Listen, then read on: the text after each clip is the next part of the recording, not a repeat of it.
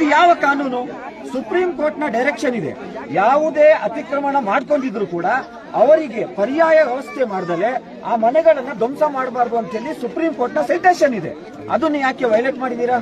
ಹಾಗಾಗಿ ಈ ಜನರ ಪರವಾಗಿ ನಮ್ಮ ಆಗ್ರಹ ಇಷ್ಟೇ, ಇವರಿಗೆ ಒಂದು ಪರ್ಯಾಯ ವ್ಯವಸ್ಥೆಯನ್ನ ಕಲ್ಪಿಸಿ ಕೊಡುವವರೆಗೂ ಕೂಡ social democratic party of India ಈ ಜನರ ಪರವಾಗಿ ನಾವು ಹೋರಾಟವನ್ನು ಮಾಡ್ತೇವೆ, ಕಾನೂನಾತ್ಮಕ ಹೋರಾಟವು ಮಾಡ್ತೇವೆ, ಪ್ರಜಾಸತ್ತಾತ್ಮಕ ಹೋರಾಟವನ್ನು ಕೂಡ ಮಾಡ್ತೇವೆ.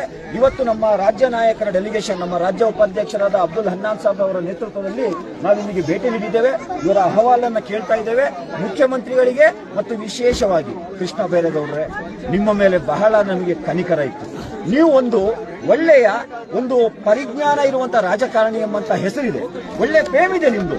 ನೀವು ಕಂದಾಯ ಸಚಿವರಾದ ನಂತರ ಬಹಳಷ್ಟು ರಿಫಾರ್ಮೇಶನ್ ಅಂತ ಮಾಡಿದ್ದೀರಾ.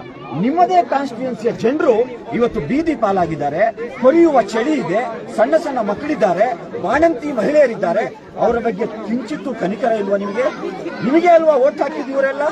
ದಯವಿಟ್ಟು ನೀವು ಮುಖ್ಯಮಂತ್ರಿಯವರ ಬಳಿ ಚರ್ಚಿಸಿ ಇವರಿಗೆ ಒಂದು ಪರ್ಯಾಯ ವ್ಯವಸ್ಥೆಯನ್ನು ಕಲ್ಪಿಸಿ. ನಾವು ಇದೇ ಜಾಗ ಕೊಡಿ ಅಂತ ಕೇಳ್ತಾ ಇಲ್ಲ.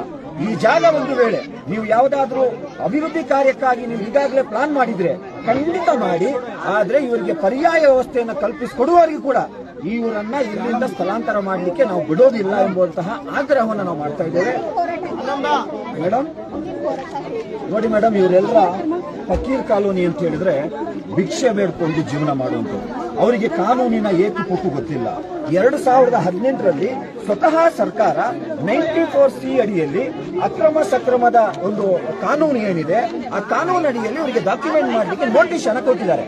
ಪಾಪ ಅವರಿಗೆ ಎಜುಕೇಶನ್ ನ ಕೊರತೆ ಕಾರಣದಿಂದ ಅದನ್ನ ಅವರು ಮಾಡ್ಕೊಂಡಿಲ್ಲ.